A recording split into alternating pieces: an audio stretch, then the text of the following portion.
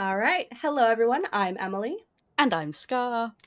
And welcome back to another episode of the Cottage Horrors podcast. We have a super special episode today. We are joined by Tori and Mallory, who recently created an Until Dawn fan series. Oh. Yeah, I'm Tori. I'm the producer of the Until Dawn fan series. And I'm Mallory, and I'm the director of the Until Dawn fan series. Yeah, thank you so much for coming on. Do you want to just give, people who listen to our podcast probably know what Until Dawn is. We talk about it a lot, but if you want to just give a little brief overview of how this series came to be, what inspired you, what made this come to life. Yeah, it all started, what was it, summer of 2021? Is that right? Yeah, I think so. Yeah. Sounds right. So it was the end of the school year, and we were in our communal audio bays where everyone likes to hang out. There's a really comfy couch and everything like that. And she and I, we were just chatting up about dream projects we want to do, right? And I was confessing to Mallory, my family, we have 2 cabins in Idaho, which is 3-hour drive from where we went to school. And I was like, I've always wanted to shoot a thriller out there because it's out in the woods, it's perfect, but I had no story. And she's like, there's this video game called Until Dawn. And then she gave me the whole premise. And I was like, and then she's like, we had this moment where we were like, oh, that might actually be kind of be something here. Yeah. And then about a month later, we checked in the summer. We were like, do we want to attempt this? Do we want to start writing? And then one 6-hour FaceTime after another, we started writing all summer long. Yeah. One of my questions I was going to ask was where was this cabin? Because I was like, this is a really cool cabin. I'm like, it is a really cool cabin. Yeah, my great grandfather bought the property in the early 70s, and they built the red cabin, is what we like to call it in our family. But now I call it what do we call it? The guest cabin. Yeah, the guest cabin. Guest cabin. Yeah. Yeah, because it's so funny because I was used to calling it the brown cabin and the red cabin. And then once we started getting involved, I started calling it the guest cabin and the main cabin. Weird. But yeah, the red cabin was built first. And then the one you see mostly throughout our series is the brown cabin. Yeah. Yeah. All of I'm curious, Tori. How did you approach your family with that? Being like, hi guys, I want to film at our family cabin. Is that cool? Well, when I approached it to them, I think I gave the explanation that it would be a couple weekends of filming. Little did we all know it was going to take over 2 years to film, sporadically. So yeah. I think we were all surprised at how often, but it wasn't that big of a deal, to be honest, because nobody lives there, and we all just come and go as we please. We just would check in. I'm like, hey, are you guys going to be there this weekend? Because we were thinking about filming. That'd be really odd to explain. Hi, there's a guy in a clown mask. Don't worry, he's just chilling. Yeah. If you hear any screams, don't freak out. It's just projects. Yeah. There was one weekend in particular, we were filming the shooting range, and we knew Steven, who plays Dylan, he was going to scream and do this kind of stuff. And so I prompted my grandparents to let our neighbors out and about know, because it echoes out there. It echoes. And so I didn't want anybody to freak out and hear this scream and be like someone's getting attacked by a cougar or something. Oh God. But luckily we didn't have any calls or anything like that. So. Oh yeah, good. Yeah. That's good. Yeah. Yeah, all of the I was gonna say immediately setting the scene, all those overhead shots of driving up to the cabin, so beautifully done. I was like, wow, this is amazing, expertly done. Was it just drone, how was it just drone based, and also how did you envision getting those shots? Did you immediately know we want the driving footage? What was your process with that?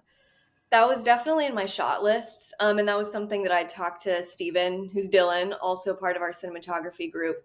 And he was running the drone along with a couple other friends. And, and yeah, it was kind of from the start, I remember kind of going over my shot list with Tori and Steven and being like, this is what I want. What can we do? What can we get away with? And it was kind of a matter, I feel like a lot of those drone shots kind of happened on the fly. It was we were driving down this road and oh, this is the perfect road. And there's these awesome hills, there's fog, let's just shoot it now. So it kind of just happened throughout the weekends that we were there. I feel like we're like, oh yeah, like this is the perfect time. There's like fog, the trees look cool. Like it just kind of came together. But it was definitely, I knew that the opening sequence, I wanted, like the drone pulling up to the cabin as all of our like little cards were on, passing on the screen.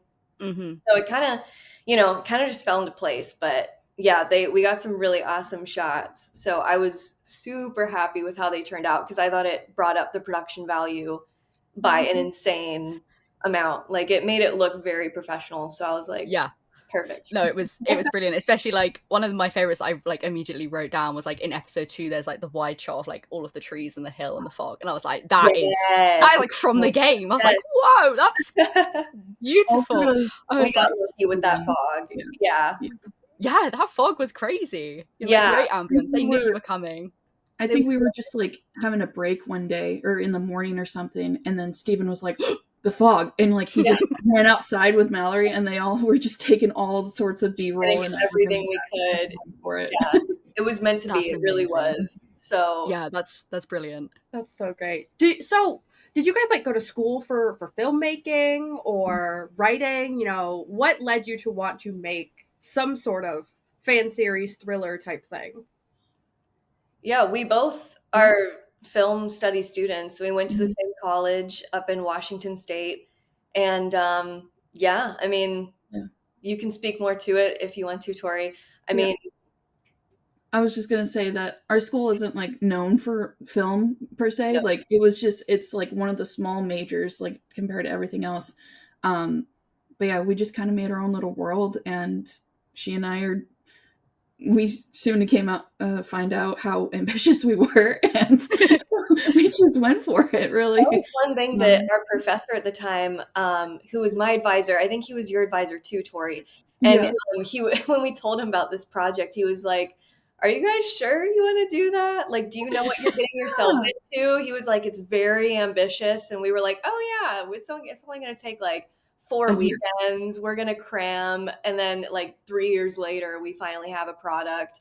So it was kind of funny. But I mean, I think one of the reasons we also wanted to do this was, experience for us, for the cast, the crew, everyone. Like it was kind of a lot of people, including ourselves too, like kind of like our first like really like on set experience. So we were all like really thrilled to just be there in general.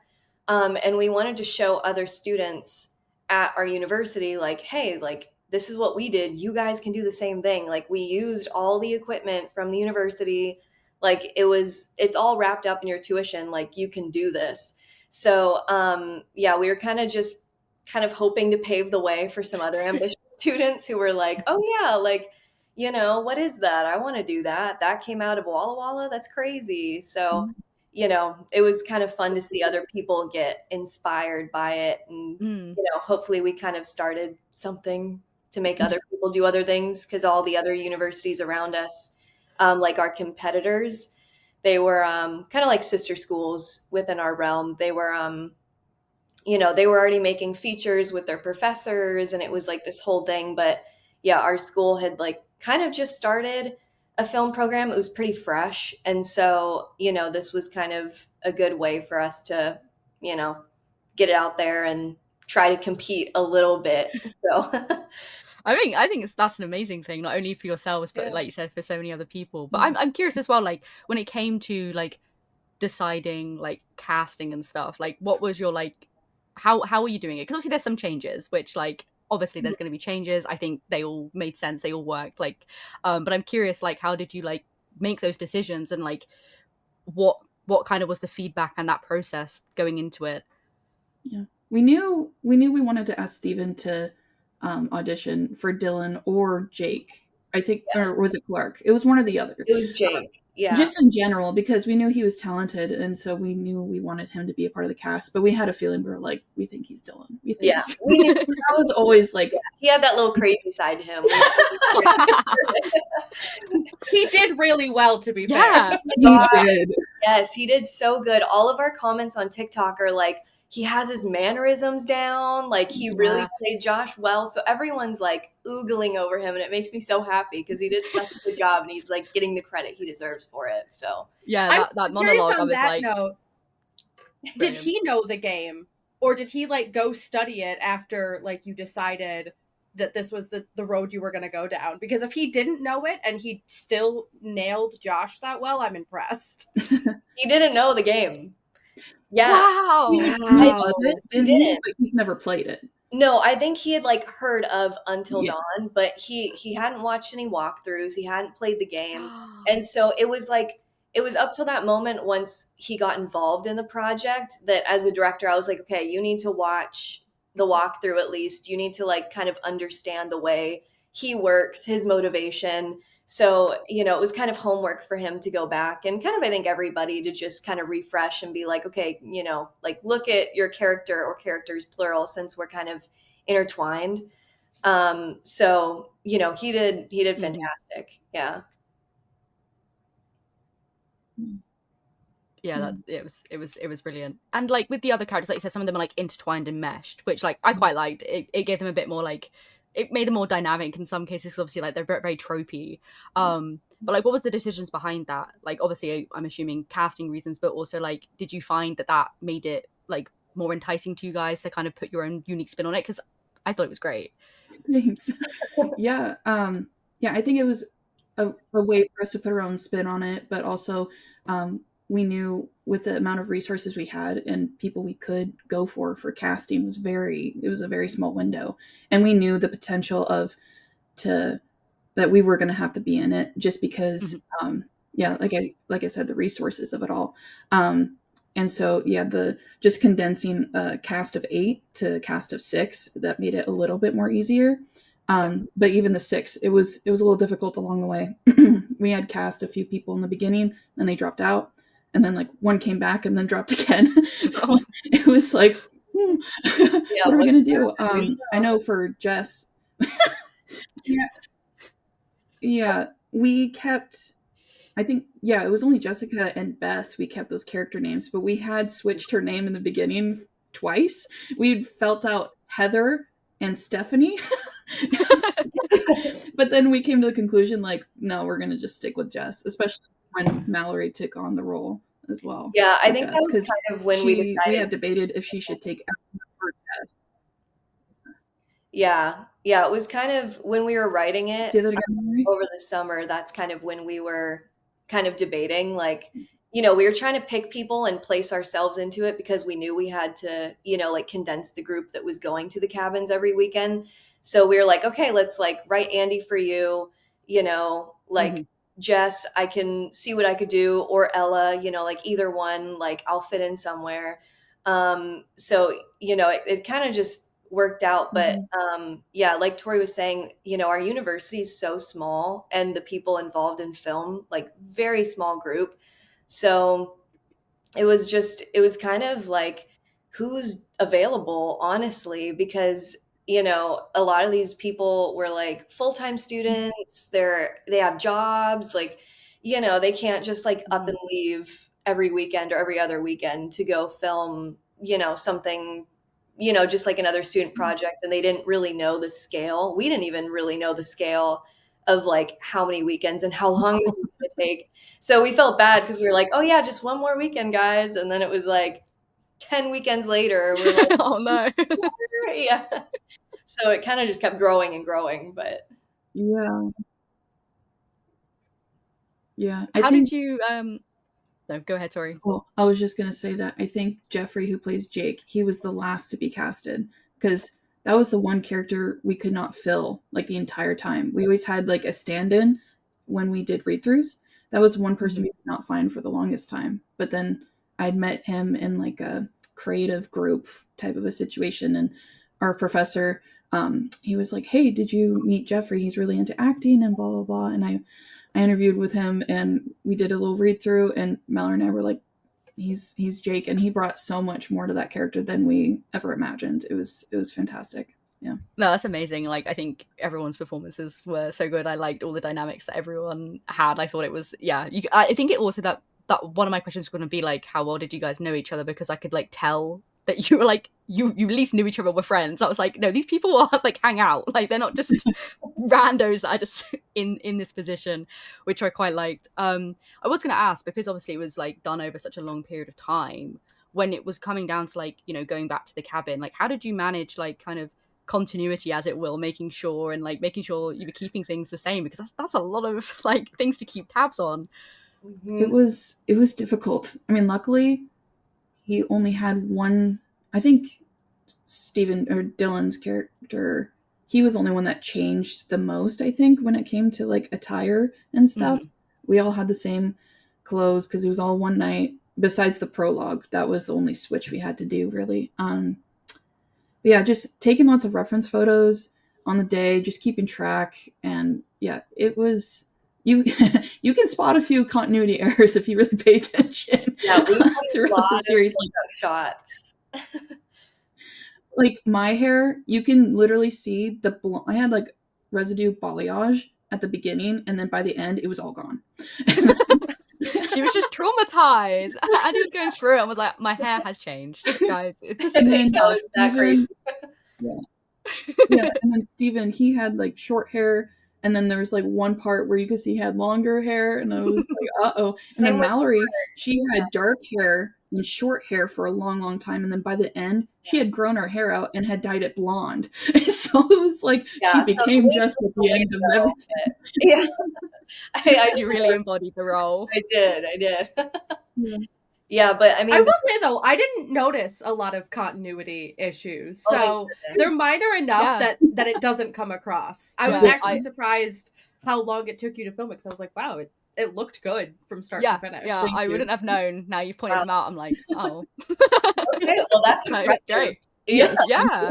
Some people like, you know, I can't even fit into my pants anymore, and like, you know, like needing new wardrobe, because it was like we were like literally growing. We were like, you know, students in college, you know. Yeah. And so it was so interesting to see like faces kind of changing throughout it.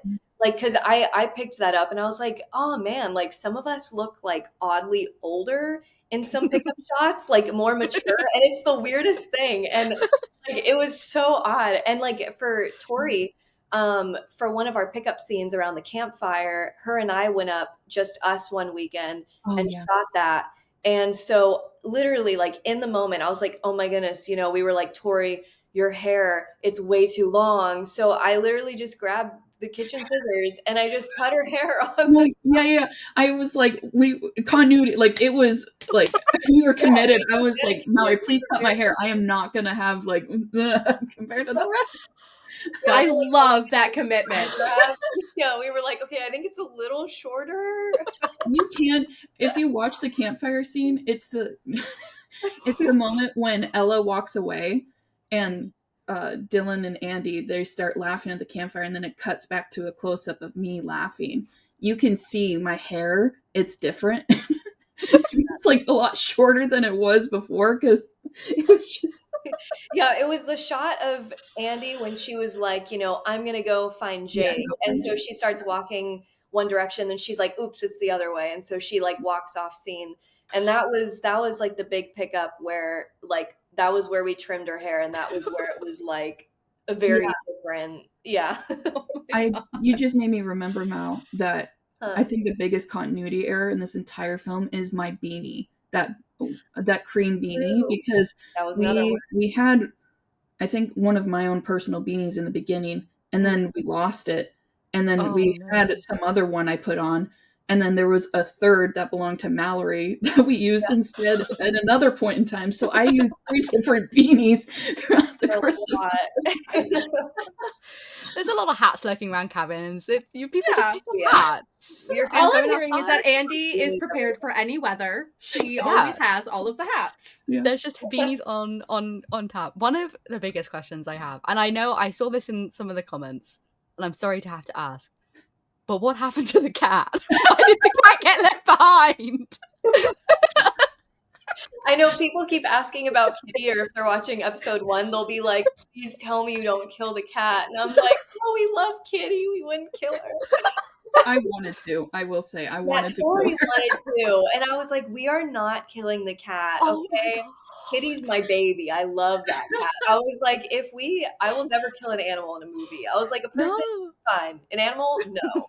Like, that was where I drew the line. So, and Kitty was so skittish. She did really good on screen. But she Yeah. was very Really? skittish. And so we were like, okay, even if we tried to have her like leave the cabin or something, like, It would've been she would have just like ran off or something. So Yeah, it yeah. was kind of a moment where we were like, okay, realistically, in the end, her cat's upstairs. I don't know what, hiding under the bed. Like she's about to die. Like, would she run upstairs and look for the cat when the Wendigo just like jumped down? Like, so it was Yeah. kind of a moment where we were like, okay, we have to go with like realistically, the cat's definitely hiding somewhere. Like, just got left behind, You really. can go back for the cat at some point when it's Yeah, this nice would and just need a safer. bonus episode, like a few Just hours Cat later. retrieval. Go Cat back, get retrieval the cat. episode. no, seriously, what happened to Kitty? I was just like waiting when there was like that shot of like running to the car. I was like, cat, and I was like, no cat. Like, where is she? I was like, oh my god, I'm so excited when I saw it in the car in the little carry bag, and I was like, yes, a Yeah. friend. I am curious though. Then, why include the cat? What was the reason behind having the cat? Just for funsies? Yeah. So Ella is actually my sister in real life. And that was her cat, and we all lived in the dorms. And so she kind of decided, she was like, okay, well, if I'm going to be in this, what am I going to do with Miss Kitty for all these weekends where we're up at the cabin? So she was asking, and she was like, do you think do you think her family would let me like bring Kitty? And they have dogs up there all the time and stuff. So we were like, hopefully. And they were okay with it. And so that was kind of like the bonus, the +1 to Ella was like, and then we just made it a thing where like Ella Yeah. is a cat person, that's her thing, and Kitty gets to go on trips. So it was fun. Yeah. Love it.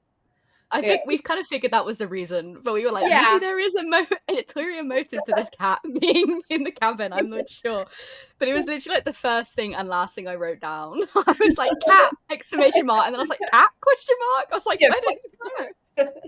Send help. I love it. I feel like Cat is just going to represent Wolfie in the Yes. actual game, Mhm. where Yeah. somehow Wolfie makes it through a lot of situations where you're like, I really don't think that wolf would keep going, but Right. it did, and so It Cat's did. okay. Cat's okay. Exactly. That's okay. That's kind That's of the what most I hope important thing. people get from it. Yeah. Yeah. Yeah. It was just so funny when I scrolled down. I just saw everyone, like, well, not everyone, but like a few people being like, so, what The cat? happened? Yeah. So what's Like, happening with Kitty? so what's the answer to this? Yeah. I will say, like, you condense like a pretty like meaty game into like 4 episodes, which is incredibly impressive. So like, what was your process of like identifying things you kind of like wanted to keep, wanted to change, and then like, had to bin off for whatever reason that might be? But like, I was like, damn, this is what is like a 10-hour plus game into really small chunks. I was like, this is crazy. To be fair, though, I feel like 3 hours of that game is you just walking. That is True. very true. And I say that with all the love in the world. I love that That is game, very but like 3 hours is you just walking. No, it is a from place lot to of place. walking through the forest and the mines. It's just there is a lot of that. That I is think true. it started out with me showing Mallory like all that our cabin's property has. Really, I was like, here's cabin 1, here's cabin 2, here's the shooting range, here's the pump house, and everything I send her, she's like, oh my gosh, that's in the game, that's in the game. And so once we Because like, at this point, I'd played the game a couple of times. Tori hadn't played it yet. So Yeah. she was like, eventually she'd watched the walkthroughs and like gotten into it. But initially she was like showing me, like here's what's going on. So for context, I was like, oh, Tori, that's perfect. That's perfect. Like, yes, it checked all the boxes. Yeah, so Mhm. once we like solidified those landmarks, then Mallory was like, okay, here's what happens in the game at these places, and what she felt were like key moments that we could use. Yeah, so it was just like finding those core beats, and then we just kind of weaved them together and then put our own little twists on it. And I think that's where it all started.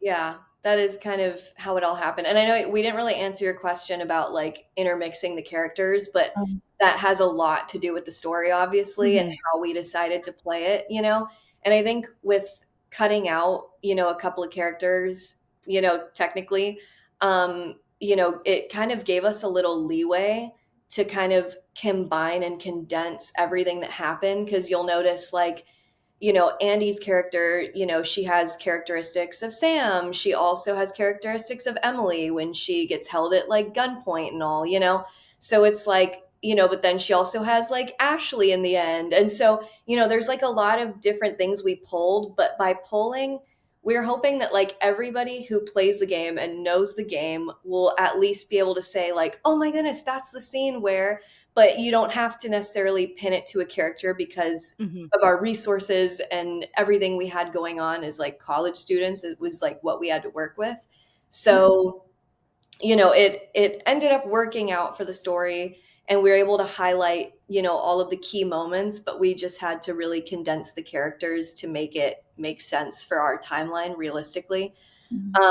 So yeah, that's kind of how all of the condensing happened, was just, finding those beats for the story and then saying like, okay, who could this happen to? Like, who would realistically be here?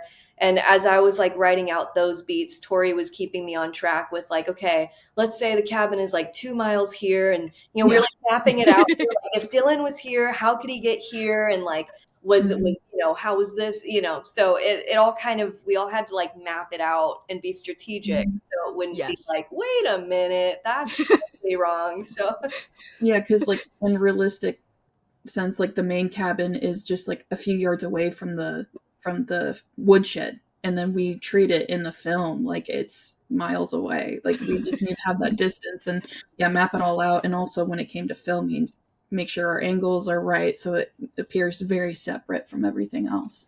So yeah, it did look like that. I thought they were like good apart. I was like, hey, nice. I thought it was Mallory. like, I thought it was multiple sets, so I was impressed. I was deceived.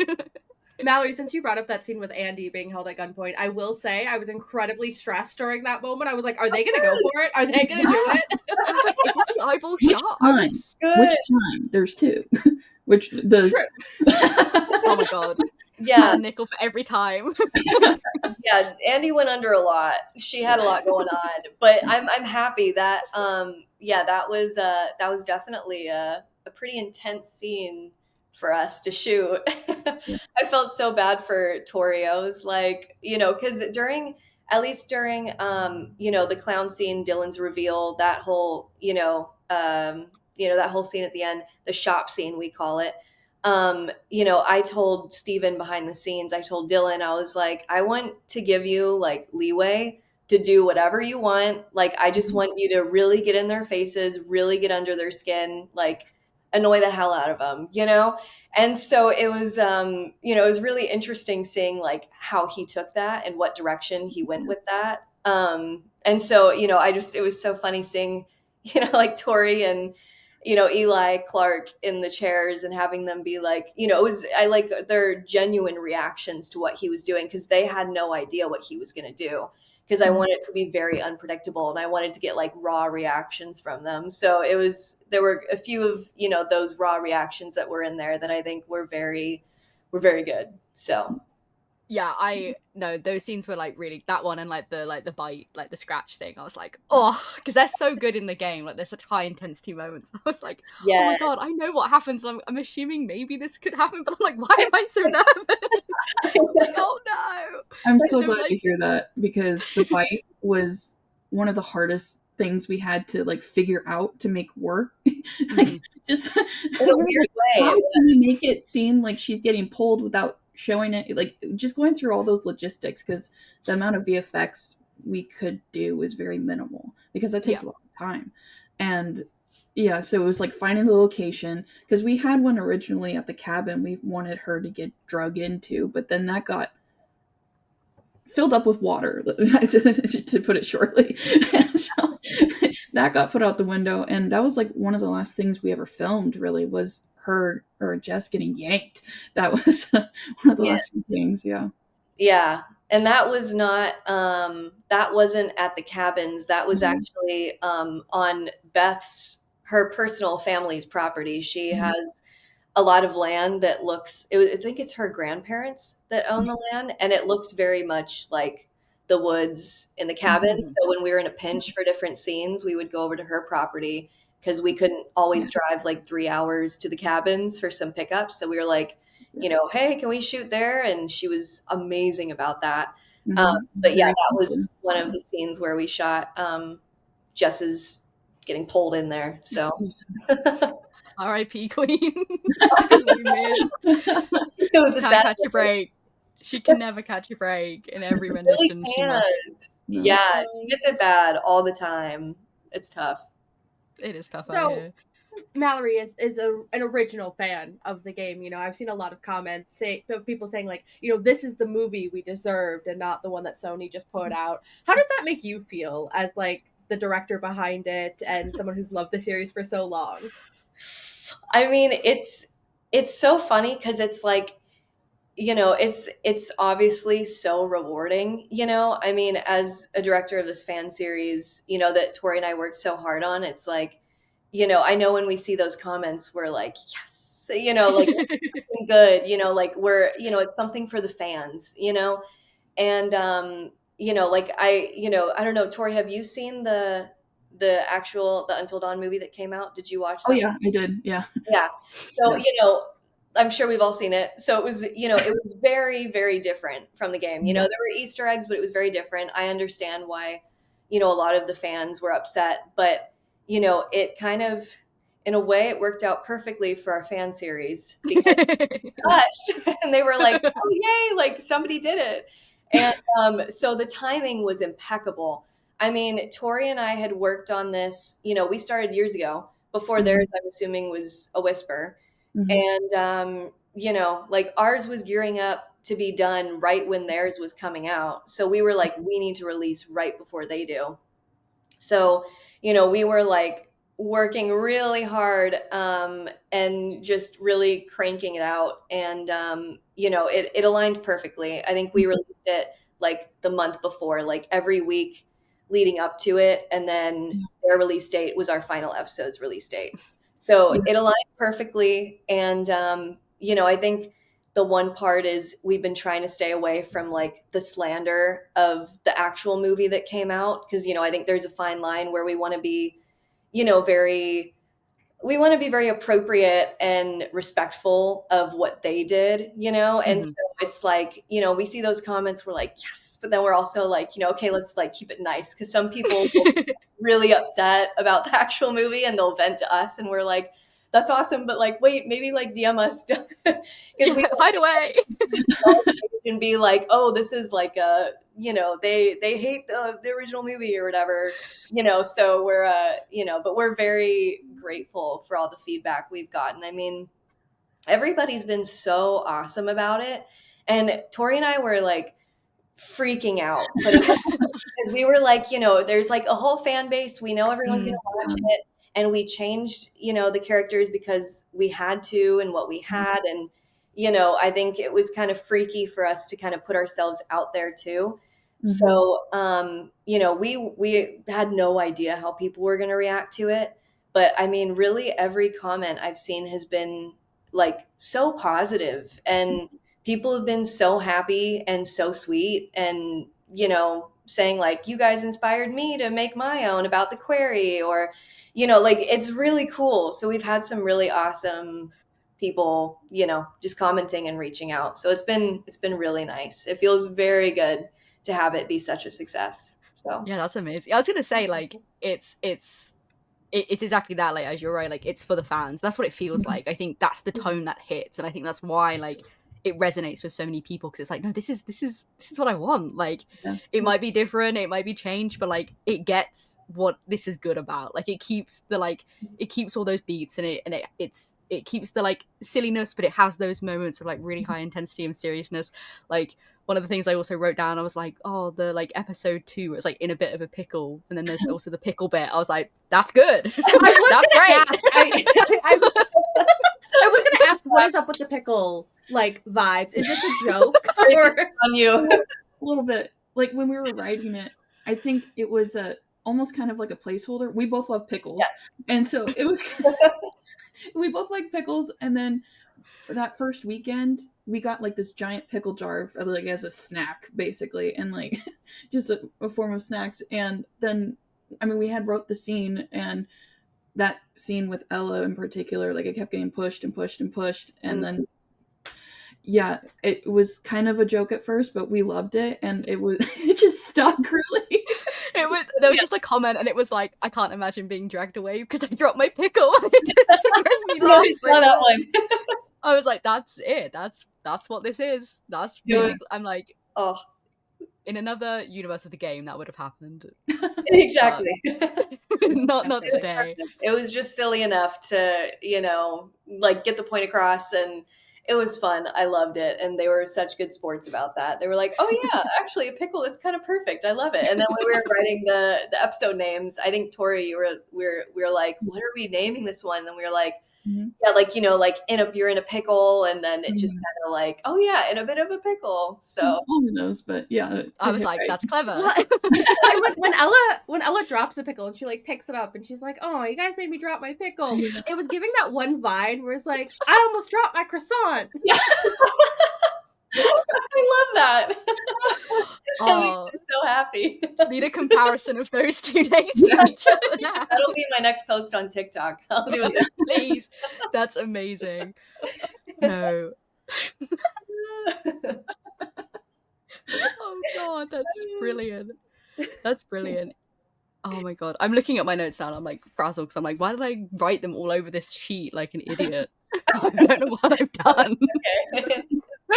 All right, well then I'll jump in, Scar, because I'm curious. So you filmed for a very long time, but what was your favorite scene to film? As characters or like as the filmmakers, like as actors? Oh, yeah. Both. That's a good question. I'm curious to know what your favorite was, Mallory, like as Jess. I'm curious to know. I think I know, but yeah. Oh shoot. No, well, I'm thinking. If you know, go ahead. I'm still brainstorming. I think my favorite scene as a whole, like from shooting to editing, just the whole final picture, was the woodshed scene in episode 4. That was so good because there was a moment there where we thought we didn't have it. Like the first edit of it wasn't hitting, and then we went on like another round of it, and we got it, and it was so good, so strong, and I've loved it ever since we made. I think that was like the card table scene was the first scene we ever like completed an edit for, but then the woodshed was next, and that felt so good and so satisfying. Yeah, it was I love it. And then I think my favorite bit is when Steven, he like puts his head up against the pole, and he's like, 3 jackasses stand in a circle, or sit in a circle, oh, I guess you're standing, or whatever. He was just ad-libbing. It was so good. Yeah. Like Josh does, like the let's get pizza, like that whole kind of thing. Like it's very silly, kind of, just like in the moment, random, like he's like drunk, just spewing. It's word vomit. So he did great for that. I agree. That was a very good scene. I love that. Yeah. As Jess, man, I mean, I feel like I have to say like getting pulled into the pit, because that was like such an awesome, because I mean, it was really just, I was on a blanket on a little slope, and Tori, so this is a slope, I'm like right here, Tori's standing back here.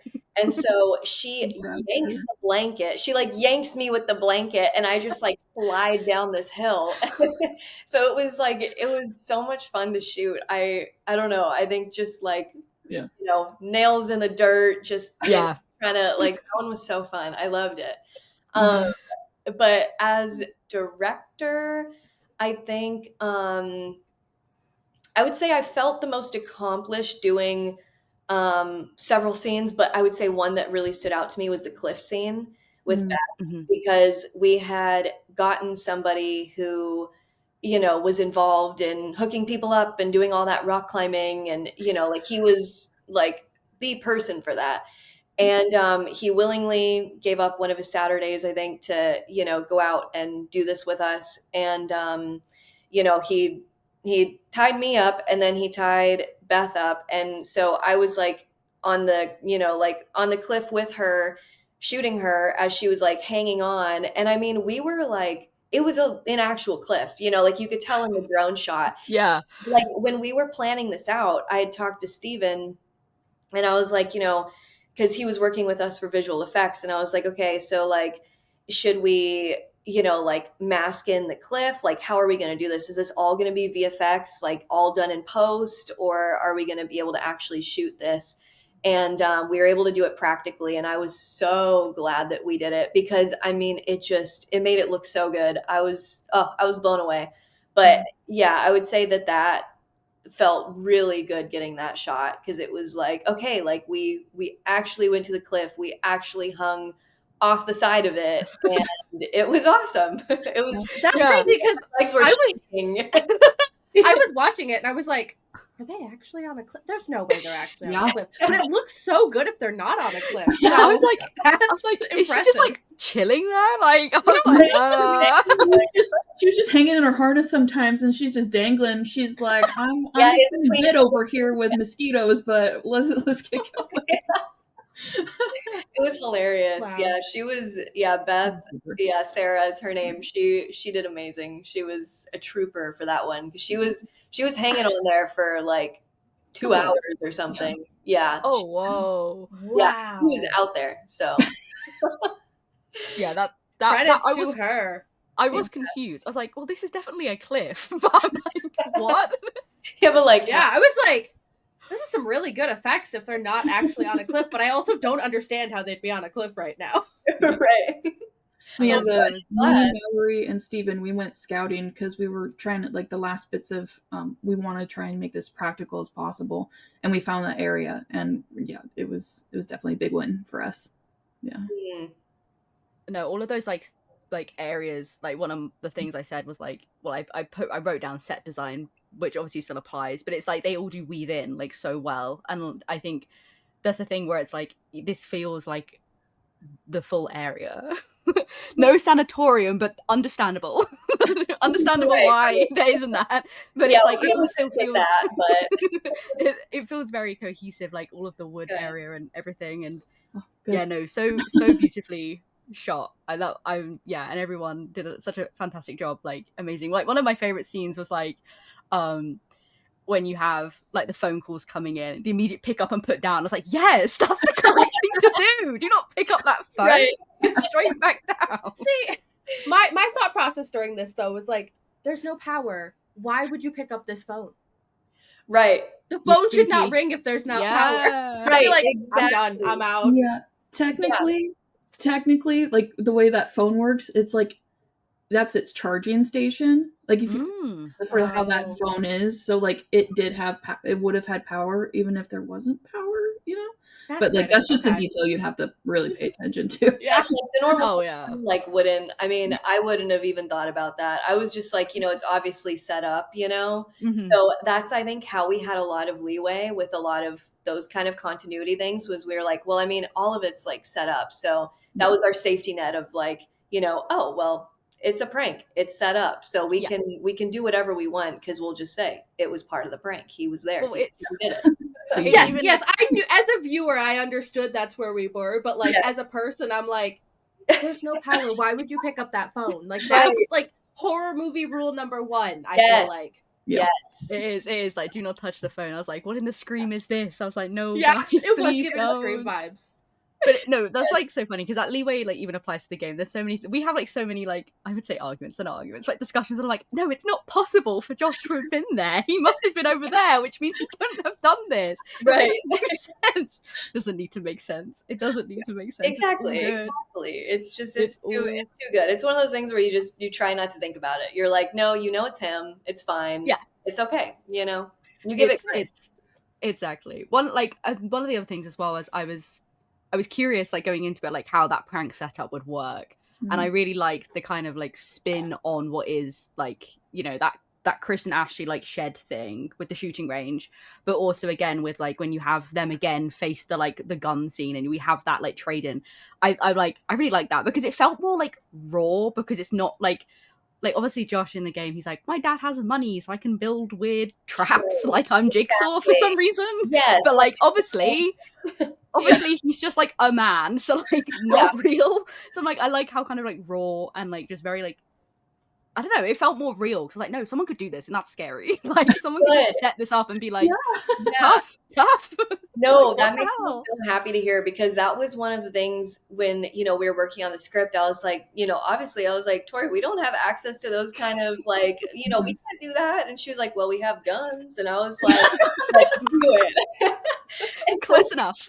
yeah. So I was like, okay, gun, we need a little gun safety, but it's okay. Like, let's do it. And It was a fake gun. Like that was not even a BB gun. It was just like one of those that makes the sound, the click. Like nothing ever comes out of it. But like, yeah, that would have been a surprise. We would that would have been shocking. Yes. Very different ending. Exactly. Very different ending. Yeah, important clarification. I'm glad. How did like also like with the ending, obviously Kat and Jess, unbeknownst to the world, maybe they've reconvened, but how did you kind of decide like, in the game obviously it's like, you can do whatever you want with the endings. How did you kind of decide like how you wanted it to like wrap up? Like how did you want it to kind of satisfyingly come to the end? I think, at least for me, I was kind of like mindful about, okay, like if I'm going to be playing a character, and I'm directing, I need somebody that's not going to be in it all that much towards the end, because I'm going to be like really locked in on directing.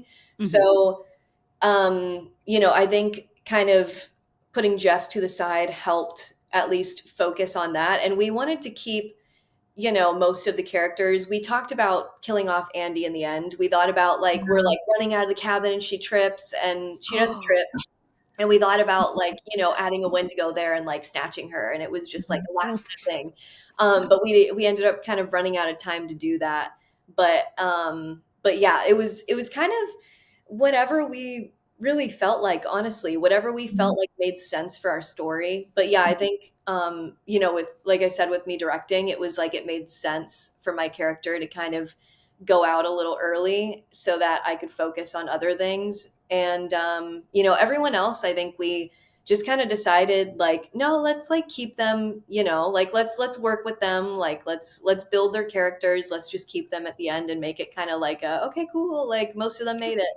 I think, just having at least one person go, of course, Dylan in the end, but like one person because of everything else going on. Like one other character kind of helped kind of the gravity of what was going on. And I think that was just what we needed to make it more compelling. Yeah. So, and yeah, so I think that was kind of just how it happened. But I remember early conversations when we were writing, Mallory, when just trying to decide like who should die, basically. It was kind of funny because we came to that agreement that like you just should die because then it'll give you more leeway with directing. But then it came to a realization that like Beth, Jess, their characters, those names are the same as the game, and so it was like the people that die are the same from the game. So it was kind of like an Easter egg, other than Dylan. But yeah.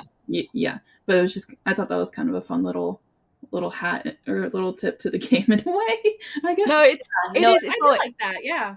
Yeah, and it also is like, I think for a lot of people, Jess is probably one of the characters that they do often lose in like a first playthrough because Jesus Christ, is she hard to keep alive? She's so hard to keep alive. I've never had her make it to the end ever. Oh wow, yeah, she's tough. She's really hard to keep, and so I was like, oh well, at least for me, I could never keep her. She always goes. Yeah. No, so, I was like, well. I'm curious then, Mallory, have you played the remastered version? No, I haven't. I know. You really should. I know. Really it looks really nice. I've been wanting to play it. Yeah. Have you both played it? Yeah, played it. I took so long because I was just walking through like screenshotting everything. It's gorgeous. Yeah. Yeah. I was like, wow. No, it looks faces. Beautiful. Yeah. No, it's clean. I was like, oh my gosh, this looks insane. Yeah, we have been fed a little bit this year, I suppose, from a little bit. So yeah, I'm excited. If you told me at the start of this year we would have got like, a full like remaster, a wicked fan series, and a movie that is like, it's that. I had a goofy time with it. So woohoo! Right. Yeah, I know. glory. There's a lot that happened, and then it's like the 10-year anniversary too. Yeah, That happened a few days ago. So it's like, it's perfect. Like there's just so many things going on with it. So it was really exciting how like it all kind of happened on like the same timeline, like all together. It was perfectly planned. Even though you're like, oh, it maybe should have taken 4 weekends. I think it all was deep a down, nice deep down, through. the universe was like, no, we're gonna time this for you. Yep. I also saw Supermassive Games actually commented on one of your TikToks. What was that like for you? Oh my gosh, when I saw that, I had the biggest smile on my face. The whole night I was in such a good mood. I was like, nobody knows, like this is the coolest thing ever. I mean, like the makers themselves, I think they said like, like I think we know how this ends or something. And it was like, it was perfect. I was like, oh my gosh, this is so cool. I mean, finally reached one of them. Like, oh my gosh. Yeah, we've been tagging like in each of the TikToks I tag like IGN, I tag Supermassive Games, and then Sony Pictures, and sometimes the actual Until Dawn movie. But I've been kind of careful about, I was like, do I really want to tag the Until Dawn movie? Do I want them to see our comments? So it's been kind of like an interesting balance. But yeah, we're trying to get Sony Pictures to comment. So I've been like posting on our story, and I'm like, tag Sony in the comments. Yes. And people did. So I don't know. It's exciting. We'll see. We're waiting. So Fingers crossed. Gotta get those connections at Sony. It'll happen. This one took you about 3 years, but what's next? Are you doing another game? Are you doing a sequel? Do you have anything planned, or are you like, I'm taking a nap? Thank you. Nap. Good answer. Yeah. Valid. Yeah. So far nothing's in the works. There's always like, spewing out little ideas here and there, like as we were completing it all. But yeah, I think we're all taking a nice break. Yeah, we're all so far from each other. That too. So that's the other thing. Like, I mean, in like a perfect world, I mean, I think we would both love to do like a part 2 kind of a thing, like if the whole cast was together, it was so much fun. We're all friends, like, it would be so much fun. And, I think people have, also commented and asked like, is there more? Like, are you guys coming out with like, like a second series? Like, so it has been a question that we've gotten. And, like I hate saying like, no, sorry, because it's just like, we want to, it'd be so fun, but it just, everybody else is now, we're all, like in different states. I mean, it just, I wish. Yeah. That's fair. You also like want to do it right by you and like the dream and the vision. And like, that's so important. Like, and you've done it so well with this one. It would be like, no, keep that standard, keep that alive. And also like, it works as its own entity. Like, it's so good. It doesn't need anything else. Would be great. Any more content, we're always like, but at the same time, it's great. However, if you're gonna take anything, I would love to see your take on House of Ashes, quite frankly. Oh, cool. I know a lot of people have been saying, I think the biggest one is the Quarry. Mm-hmm. I've seen that a lot. And that one I feel like comes up a lot in the comments, like, like, are you doing the Quarry? Do the Quarry next, and like, what's happening with the Quarry? And I'm like, I don't know. But I think initially, like, it was funny because before the Uncharted movie came out, Steven and I were talking, and we were like, we really wanted to do like a proof of concept of like a whole Uncharted game kind of a thing.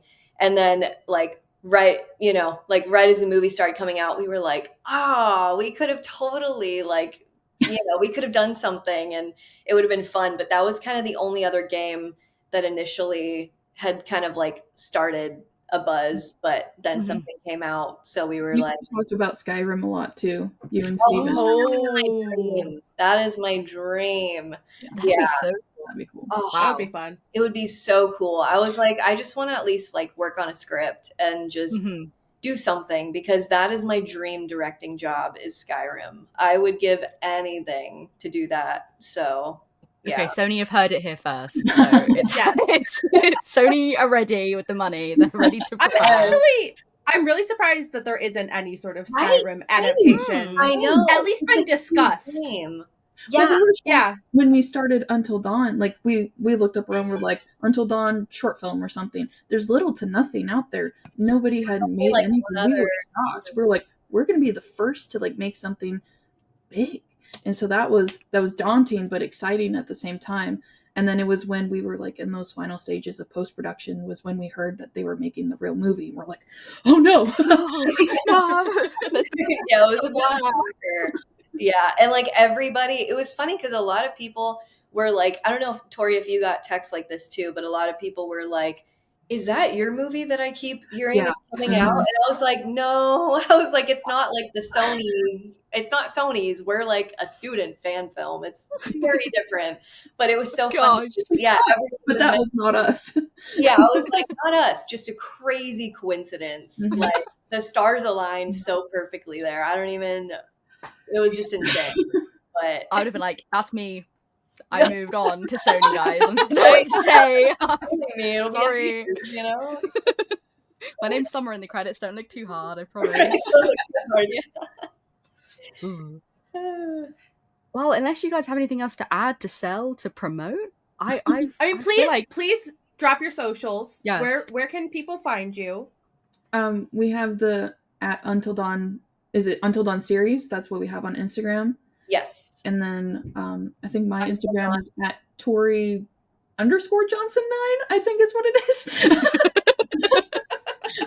Yeah, and then our YouTube is Until Dawn Fan Series. That's how you'll find us. And our TikTok is Until Dawn Series.